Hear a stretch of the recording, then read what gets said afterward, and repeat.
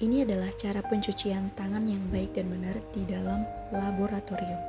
Langkah pertama, basahi tangan mulai dari jari tangan sampai ke siku lengan bawah tangan Anda. Langkah kedua, ambil sabun menggunakan siku bagian kanan, tangan bagian kiri menampung sabun. Langkah ketiga, gosok sabun menggunakan telapak tangan Anda dan oleskan terlebih dahulu ke lengan bawah kiri dan kanan Anda. Langkah keempat, gosok kedua telapak tangan dengan posisi saling berhadapan. Langkah kelima, gosok punggung tangan kiri dengan telapak tangan kanan. Jari-jari saling menyilang dan sebaliknya. Tujuannya membersihkan area punggung tangan yang sering terlewat saat mencuci tangan biasa. Langkah keenam, gosok sela-sela jari bagian dalam dengan posisi telapak saling berhadapan dan jari menyilang. Langkah ketujuh, jari-jari tangan kanan dan kiri saling mengunci. Lalu gosokkan punggung jari. Langkah kedelapan, genggam ibu jari kiri dengan telapak kanan, lalu gosok secara berputar. Lakukan sebaliknya. Tujuannya adalah karena ibu jari paling sering aktif menyentuh benda. Langkah ke-9, kuncupkan ujung jari kuku tangan kanan di telapak tangan kiri, lalu gosok memutar. Lakukan sebaliknya. Langkah ke-10, genggam pergelangan tangan kiri dengan telapak tangan kanan. Gosok dengan gerakan memutar dari arah depan ke belakang secara merata. Lakukan sebaliknya pada pergelangan tangan kanan. Langkah terakhir, bilas tangan dari ujung jari tangan sampai ke siku tangan Anda, kiri dan kanan secara bergantian dan tidak bersentuhan. Demikian cara pencucian tangan yang baik dan benar di laboratorium dengan saya, Stari Sihaan. Thank you for watching. Tahapan pemakaian alat pelindung diri di laboratorium farmasi. Sebelum menggunakan alat pelindung diri, melepas perhiasan adalah langkah pertama yang harus kita lakukan. Pastikan kamu telah mencuci tangan 6 langkah sebelum menggunakan sarung tangan, agar tidak mengontaminasi bagian dalam APD saat mulai dipakai. Sarung tangan berfungsi untuk melindungi tangan dari kontak langsung dengan material berbahaya, seperti mencegah perpindahan kuman dari pori-pori kulit tangan ke bahan kimia iritan. Selanjutnya, pakai kaos kaki yang bersih dan panjang untuk menutupi celana dengan alas kaki menggunakan karet. Tujuannya untuk mengurangi debu dan mikroorganisme yang terbawa dari alas kaki luar agar lantai laboratorium sterilisasi tetap terkendali tingkat kebersihannya. Gunakan masker untuk menahan droplet atau percikan cairan dari mulut dan hidung saat bernapas atau berbicara. Hal ini sangat krusial agar mikroorganisme dari saluran pernapasan tidak mencemari alat yang sedang disterilkan. Berikutnya, gunakan penutup kepala untuk mencegah jatuhnya rambut atau ketombe ke dalam media atau alat steril. Rambut adalah sumber kontaminasi biologi yang sering tidak disadari. Gunakan pelindung kepala dengan benar sampai rambut tidak satupun terlihat dan telinga tertutup dengan baik. Pakai jas pelindung agar melindungi pakaian dan kulit dari percikan cairan tubuh atau bahan berbahaya. Tubuh manusia secara alami melepaskan partikel seperti kulit mati, rambut, dan serat pakaian sehari-hari yang membawa mikroorganisme. Jas lab menahan partikel dari tubuh agar tidak jatuh dan mencemari sampel atau kultur sensitif. Jas lab khusus ruangan steril biasanya terbuat dari kain yang tidak melepaskan serat untuk menjaga kebersihan udara di dalam ruangan tersebut. Jas lab memastikan bahwa kontaminasi dari lingkungan luar tidak terbawa masuk. Meski ruangan steril, resiko kecelakaan kerja tetap ada. Jas lab berfungsi melindungi kulit dan pakaian pribadi dari percikan bahan kimia, bahaya biologis, luka fisik ringan. Jas lab juga memudahkan tindakan darurat yang didesain dengan kancing depan agar mudah dilepas dengan cepat jika terjadi pengenjat berbahaya atau kebakaran, sehingga cedera pada kulit dapat diminimalisir. Langkah terakhir dalam penggunaan APD, masukkan ujung lengan dari jas lab ke dalam sarung tangan sampai benar-benar rapat. Ini bertujuan agar mikroorganisme tidak bisa masuk melalui celah dari lengan jas lab.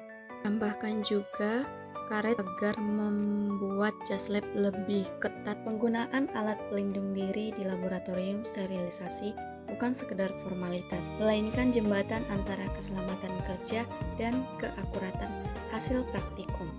Dengan memakai APD secara benar dan berurutan, Anda tidak hanya melindungi diri dari risiko fisik dan kimia, tetapi juga menjaga kemurnian sampel agar terbebas dari kontaminasi. Ingatlah, dalam ruang steril, kedisiplinan kecil dalam berpakaian adalah kunci keberhasilan eksperimen besar. Apakah Anda sudah melakukan pemakaian APD dengan benar? Dengan saya Lestari Syihaan, thank you for watching. Baik, kami dari kelompok 1 akan melakukan cara ataupun tutorial membersihkan ruangan gray area ataupun white area, di mana dimulai dari mengolah meja, menyapu, kemudian mengepel, kemudian memberikan tutorial cara penggunaan BSC. Baiklah, di sini teman saya akan membersihkan meja menggunakan cairan karbol untuk membunuh bakteri dan virus yang ada di meja tersebut.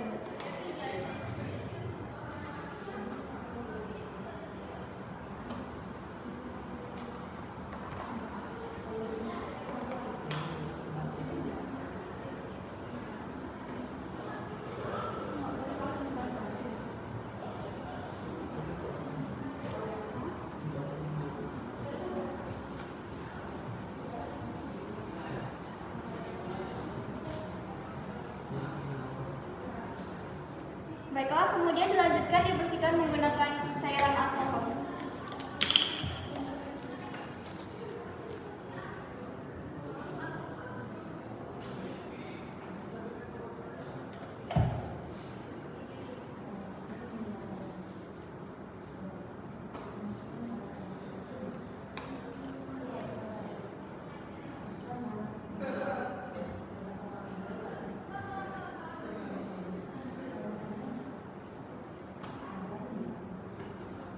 Baiklah, sekian prosedur untuk pembersihan meja. Setelah meja dilap dan dibersihkan, kita lanjut ke penyapuan di ruangan gray area. Oke. Setelah dari gray area, kita lanjut ke ruangan white area untuk penyapuannya. Selanjutnya dilakukan pengepelan di gray area tanpa menggunakan sepatu.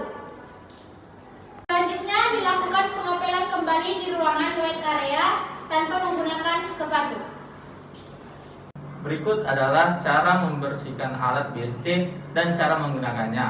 Pertama-tama kita hidupkan tombol powernya dulu dan kita hidupkan sinar UV-nya. Setelah itu kita tunggu sampai 15 menit. Setelah selesai membersihkan alatnya, alat kembali ditutup.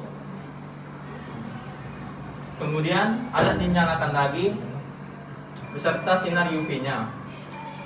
Kita tunggu sampai 15 menit kemudian. Bagian bawah dilakukan juga pengelapan dengan cara searah mulai dari depannya terlebih dahulu.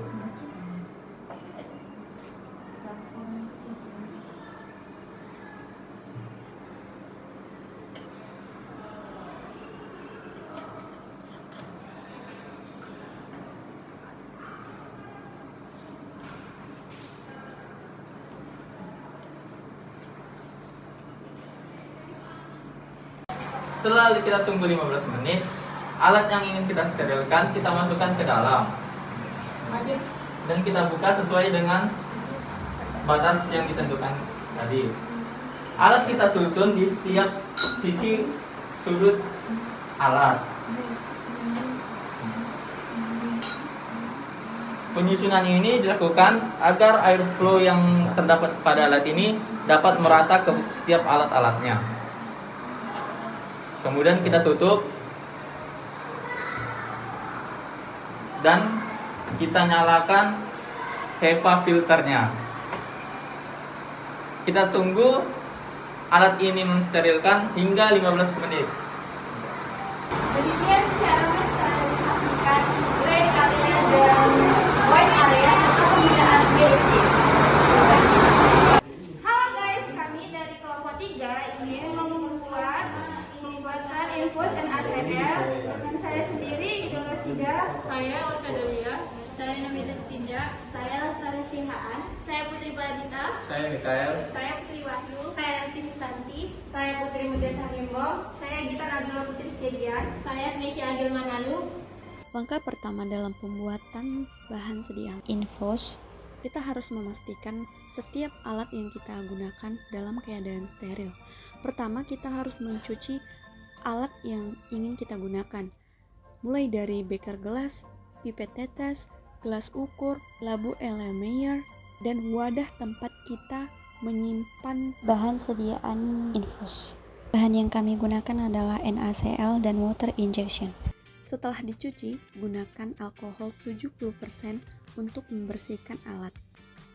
Balikkan alat yang sudah dibersihkan menggunakan alkohol, fungsinya agar alkohol tidak tertinggal di alat.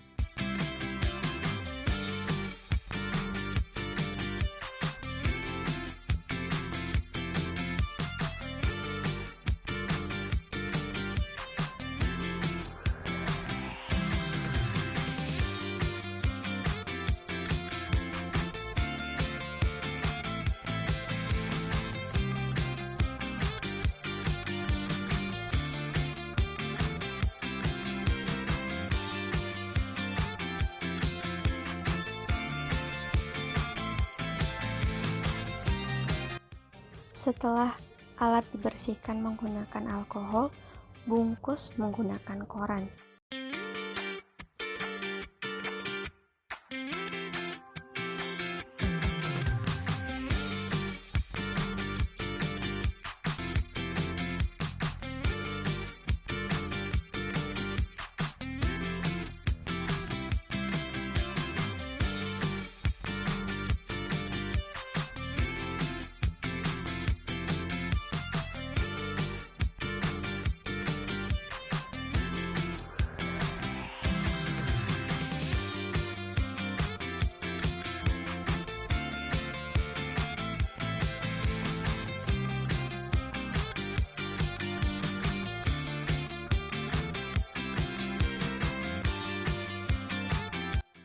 Saat sudah selesai membungkus setiap alat, masukkan semua alat ke dalam autoclave. Hal pertama, saat menggunakan autoclave, kita harus memastikan airnya sudah sesuai dengan batas yang telah ditentukan. Jika sudah sesuai dengan batas yang ditentukan, masukkan alat satu persatu ke dalam autoclave.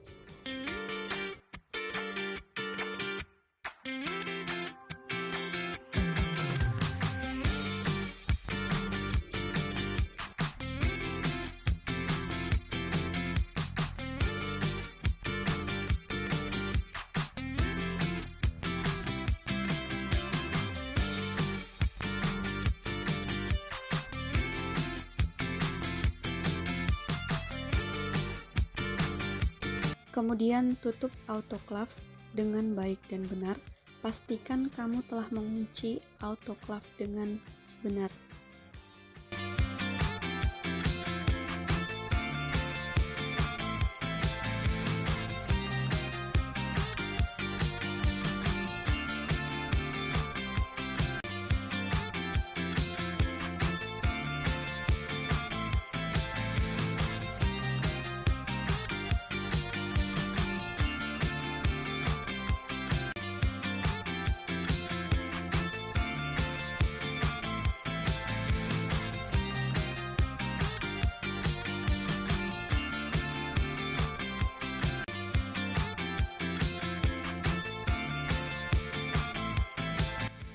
Langkah selanjutnya, nyalakan autoclave, atur suhu 120 derajat dan waktu 20 menit.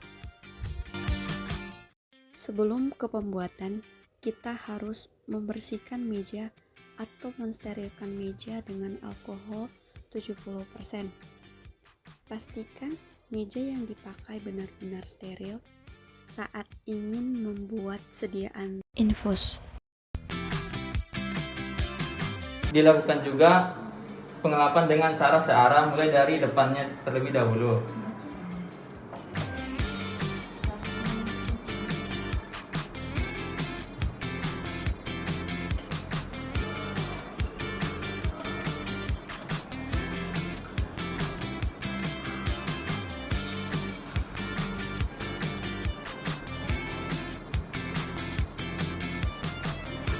Lakukan kembali pada kaca bagian luarnya.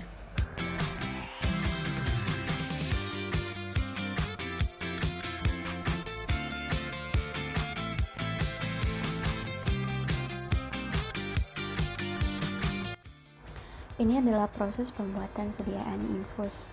Masukkan semua bahan ke dalam BSC. Lakukan pembuatan infus di dalam BSC.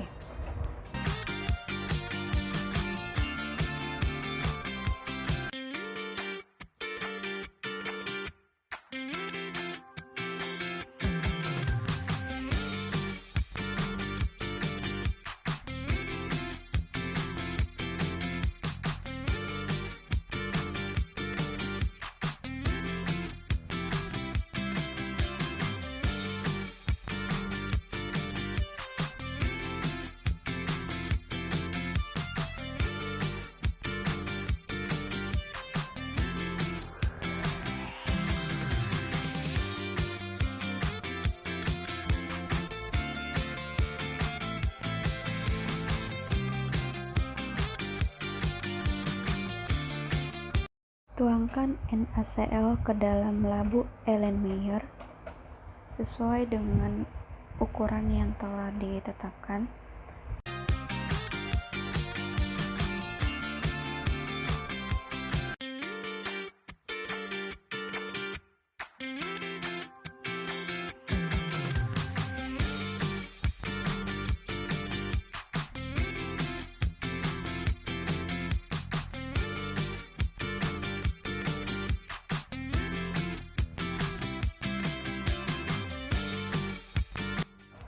Dan kemudian masukkan cairan water injection ke dalam labu Erlenmeyer.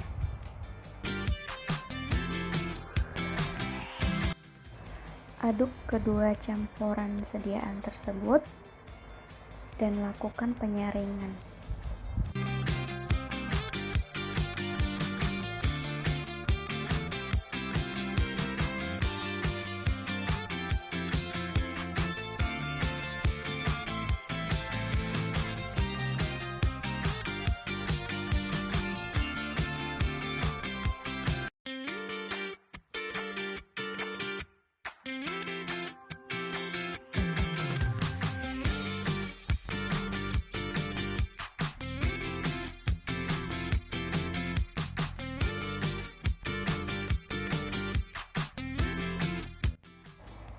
Tunggu penyaringan sampai selesai dan sediaan infus telah jadi. Setelah sediaan sudah selesai, jangan lupa untuk melakukan penutupan pada sediaan infus.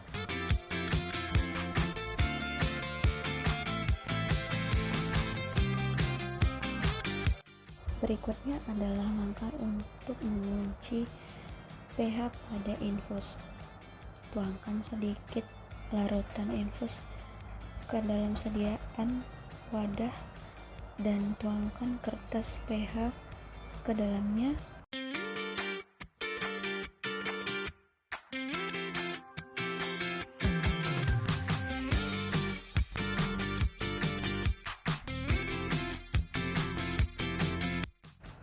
Dan hasilnya adalah netral. Uji kedua ini adalah uji kejernihan, di mana senter diletakkan pada bagian bawah sediaan infus.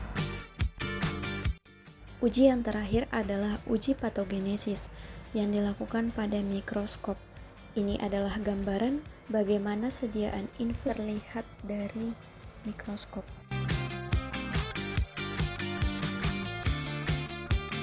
Demikianlah pembuatan sediaan infus dan uji yang dilakukan. Terima kasih. Halo guys, kami dari kelompok 3 ingin membuat Tetes mata. dengan saya sendiri Idolosida, Saya Osadolia. Saya Namita Tinja. Saya Lestari Sihaan. Saya Putri Pradita. Saya Mikael. Saya Putri Wahyu. Saya Elvi Susanti. saya Putri Muda Sarimbo. Saya Gita Nabila Putri Sedian. Saya Nesya Agil Manalu. Langkah pertama dalam pembuatan bahan sediaan Tetes mata. kita harus memastikan setiap alat yang kita gunakan dalam keadaan steril.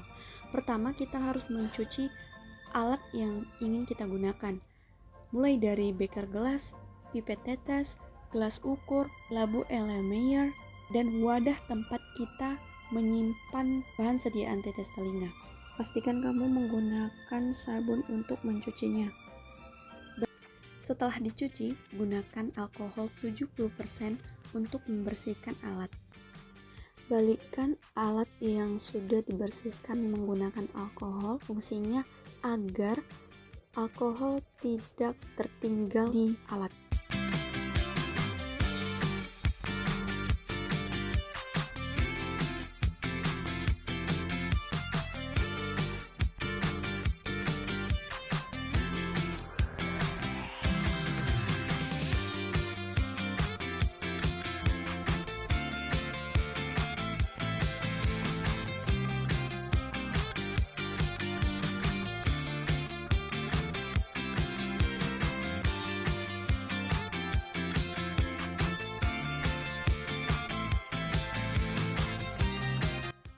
Setelah alat dibersihkan menggunakan alkohol, bungkus menggunakan koran.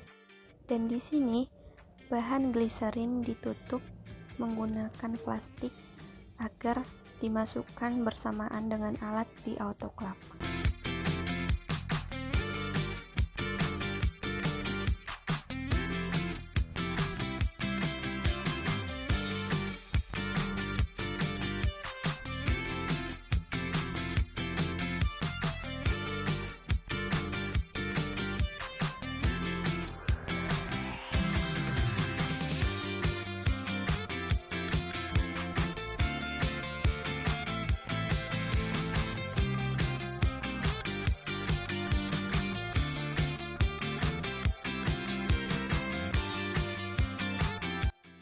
Saat sudah selesai membungkus setiap alat, masukkan semua alat dan juga gliserin ke dalam autoclave.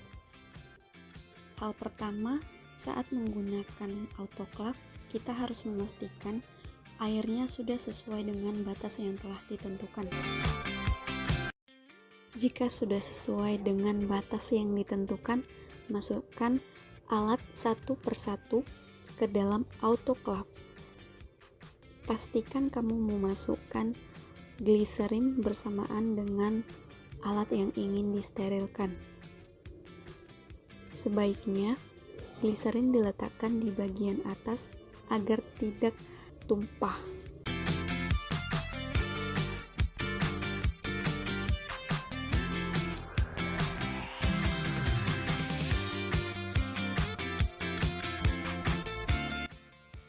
Kemudian tutup autoclave dengan baik dan benar. Pastikan kamu telah mengunci autoclave dengan benar.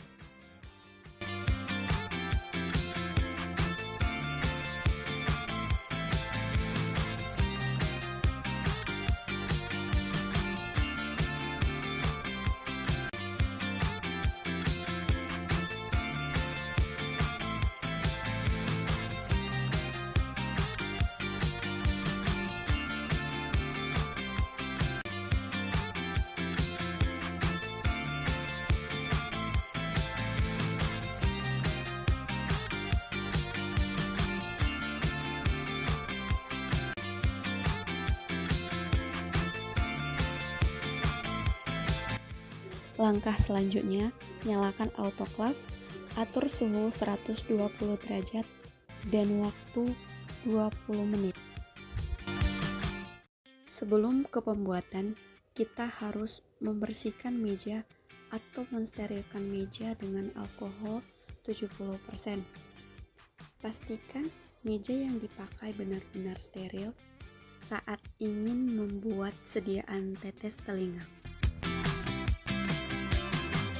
Dalam pembuatan, kita harus terlebih dahulu menimbang NaCl sebanyak 1 gram dan chloramphenicol sebanyak 0,99 gram.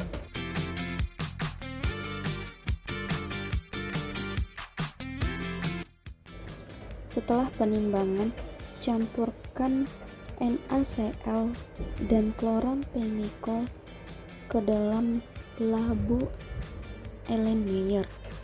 Kemudian masukkan water injection sebagai pelarut untuk kedua bahan tersebut. Aduk menggunakan batang pengaduk seperti dalam video ini.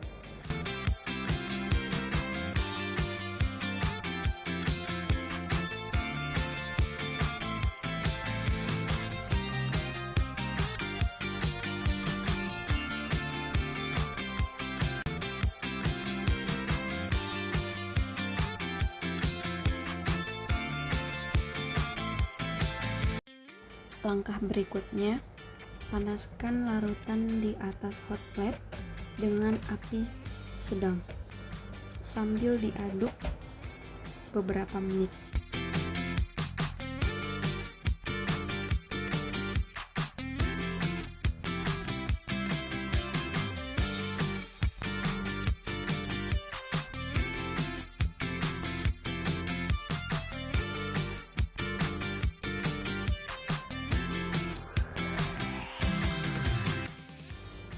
Setelah sediaan dipanaskan, lakukan penyaringan menggunakan kertas saring.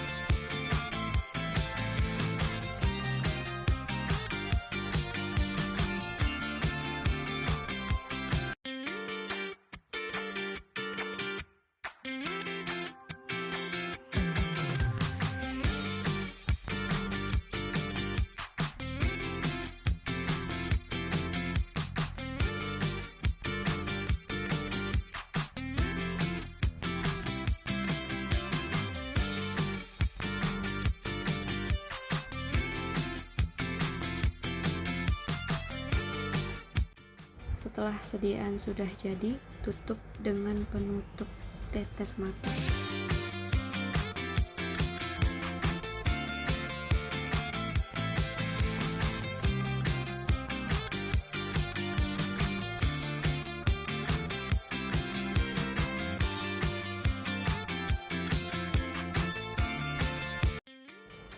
Langkah berikutnya adalah uji kejernihan, di mana senter diletakkan di bawah sediaan tetes mata. Uji yang kedua adalah uji pH. Tuangkan sebagian sediaan tetes mata ke dalam wadah, kemudian celupkan kertas pH ke dalam sediaan tersebut. Lalu tunggu beberapa menit.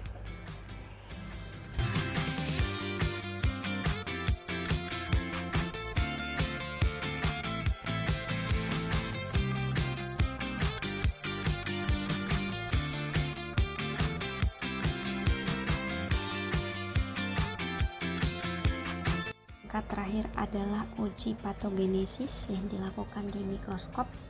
Kemudian ini adalah hasil gambar dari tetes mata di mikroskop.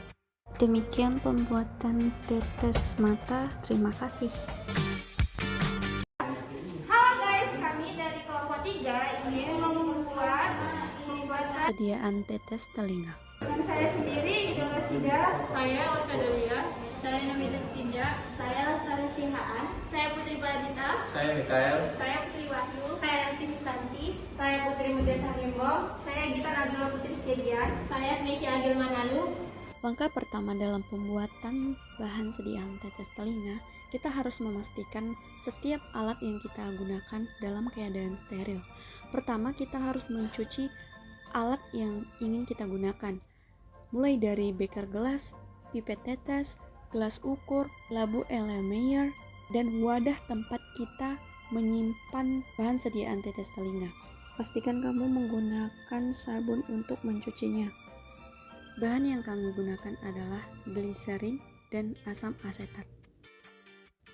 Setelah dicuci, gunakan alkohol 70% untuk membersihkan alat. Balikkan alat yang sudah dibersihkan menggunakan alkohol. Fungsinya agar alkohol tidak tertinggal di alat.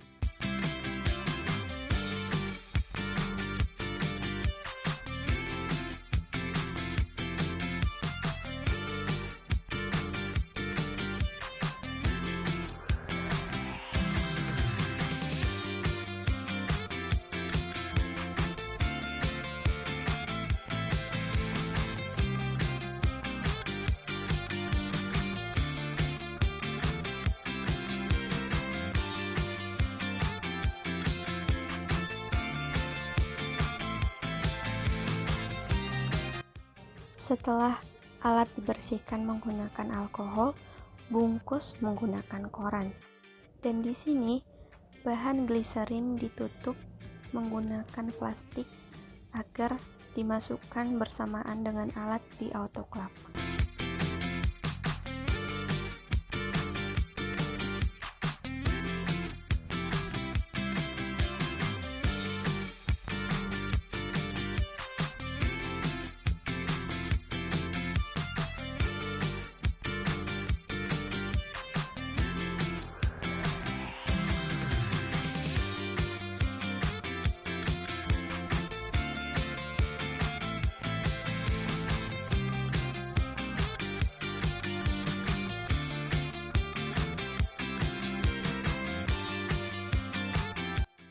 Saat sudah selesai membungkus setiap alat, masukkan semua alat dan juga gliserin ke dalam autoclave.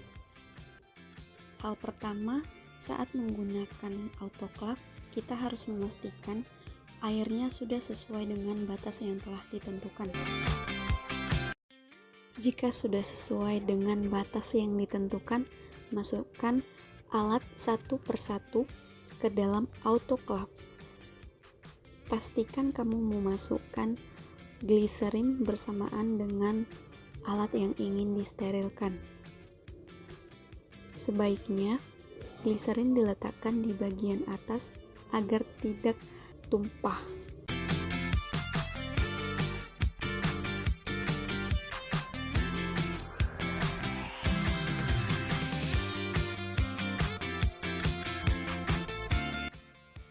Kemudian tutup autoclave dengan baik dan benar. Pastikan kamu telah mengunci autoclave dengan benar.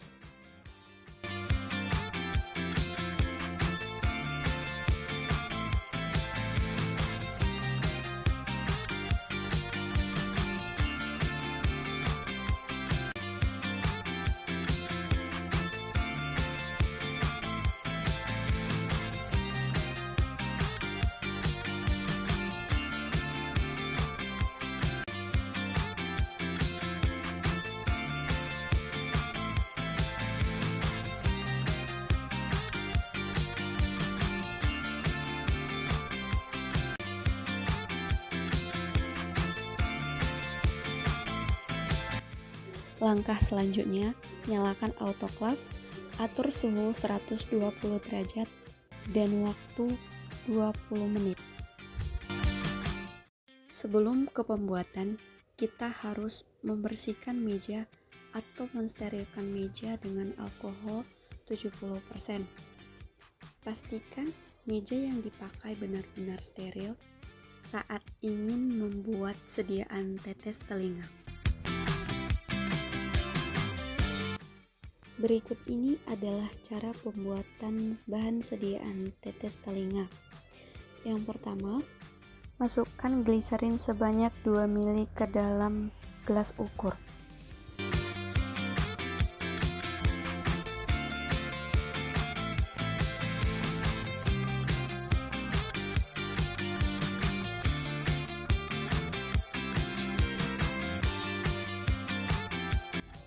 Pada gelas ukur yang kedua, masukkan asam asetat sebanyak 9 ml.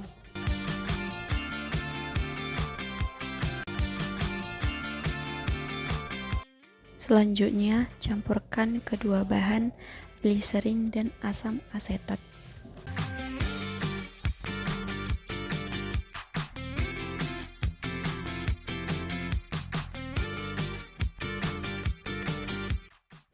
Gunakan gerakan seperti dalam video ini agar kedua bahan benar-benar tercampur.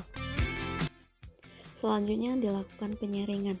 Tuangkan sediaan ke dalam kaca membran filter.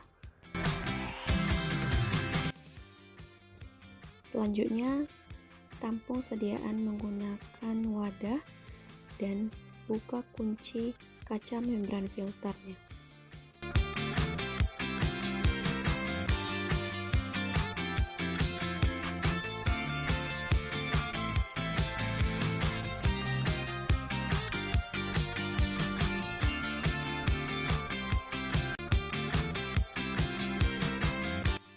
Tunggu sampai sediaan benar-benar habis tersaring.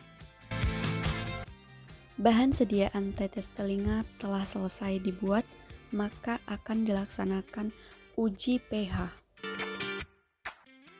Dalam proses uji pH, tuangkan sedikit sediaan tetes telinga ke wadah.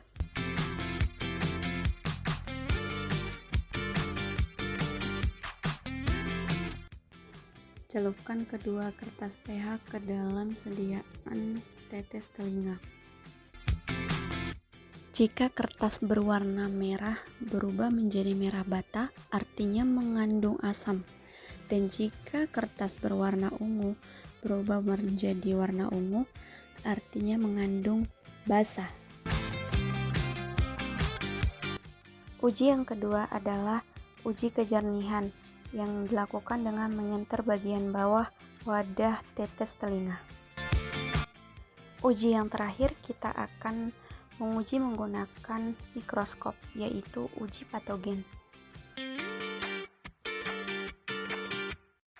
Dan ini adalah gambaran bahan sediaan tetes telinga jika dilihat dari mikroskop. Demikianlah pembuatan bahan sediaan tetes telinga dari kelompok 3. Kami ucapkan terima kasih.